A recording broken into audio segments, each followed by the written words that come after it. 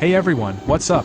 Welcome back to the Lab channel. Today, I'm super excited to show you how to build two kinds of Peltier chillers. These bad boys can cool 2 liters of water from 26.6 degrees Celsius all the way down to 0.1 degrees Celsius in just 30 minutes. That's basically ice cold, right? You can totally make one of these at home with just a few parts. The other one's more of an industrial version, perfect for factories that need a solid Peltier chiller. So, let's dive in and check out how I put these together. Oh, and by the way, I got into this project because our company needed a Peltier chiller, so I figured, why not design one? Let's do this. First, I will introduce the main parts in making this water cooler. 1. Anodized aluminum water block. Anodizing is to make this block resistant to water erosion and oxidation, and to prevent any particles from separating from the aluminum body to enter the water. I bought 6 of these pieces.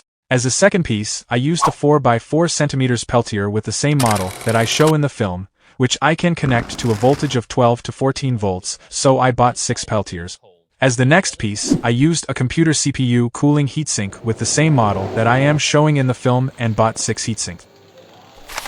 Now it's time to assemble these parts, where I glued the cold surface of the Peltier to the aluminum water block with silicone paste and the hot surface of the Peltier to the heatsink. Then I covered the aluminum water block with thermal insulation foam and connected their water paths sequentially. Next, I used a water tank and a high-pressure water pump that is used for home water purification devices. The result was that you can see in the video. In this experiment, I wanted to calculate the cooling capacity of this water cooler. So I poured 1.6 kilograms of water into the tank and turned on the power supply of the Peltiers and the heatsink's fans, and the test began. The thermometer shows 2 temperatures alternately, the higher temperature being the ambient temperature and the lower temperature being the temperature of the water inside the tank. In 11 minutes and 26 seconds the water temperature decreased from 25.3 degrees Celsius to 14.9 degrees Celsius. I calculated the cooling capacity as follows. After these calculations, the cooling capacity was about 102 watts. The electrical power consumption of this system was as follows: 2.35 amps in 220 volt alternating current, so its electrical power is 517 watts, which if we want to calculate the efficiency of this water cooler, it will be. The efficiency of this water cooler was about 20% within half an hour. This water cooler cooled the water to a temperature of 5 degrees Celsius, but after that, it really couldn't reach lower temperatures in a reasonable time. In the next test, I decided to do something to increase the efficiency, so I made better thermal insulation for the water hoses and other parts, and instead of one low-speed fan on each heatsink, I added another fan. In this new test, each heatsink had 2 fans on its left and right. The other components did not change. Let's see the test of this system together and calculate the cooling efficiency. This system was able to cool 1.9 kilograms of water from 24.6 degrees Celsius to 14.8 degrees Celsius in 9 minutes and 33 seconds. The calculations showed the following result. The cooling power increased from 102 watts to 136.5 watts, and the system efficiency increased from 20% to 26%. This system was able to cool the water to 0.1 degrees Celsius in just half an hour. Although I waited a long time, the water temperature did not reach 0. However, these thermometers are somewhat inaccurate, so I opened the water tank lid to check if there were any ice particles in the tank. After opening the tank lid, no ice particles were seen in it.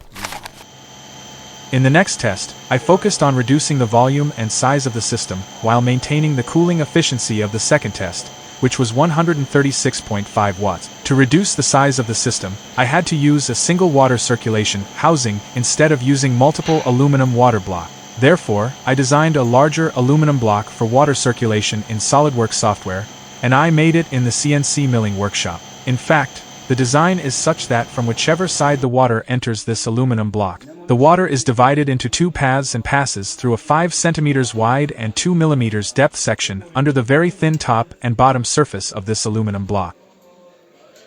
Now, with the Peltier assembly and computer heatsinks, I have an integrated and compact system with an acceptable industrial size for testing. Let's test this system. This system was able to cool 2 kilograms of water from 24.3 degrees Celsius to 14.7 degrees Celsius in 9 minutes and 33 seconds. The calculations show the following result. The cooling power increased from 136.5 watts to 140.7 watts, and the system efficiency increased from 26% to 27%. In half an hour, this system also brought the water to a temperature of 0.1 degrees Celsius, but could not freeze the water. In the next clip, I want to make a water cooler that can freeze water with the same electrical power and can be used as a frozen drink maker device.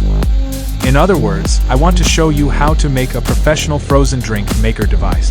I hope you enjoyed watching this clip. I am an engineer and I would like to be able to make more complex and interesting devices for you with your support. Please show me your kindness by liking and subscribing. Good luck.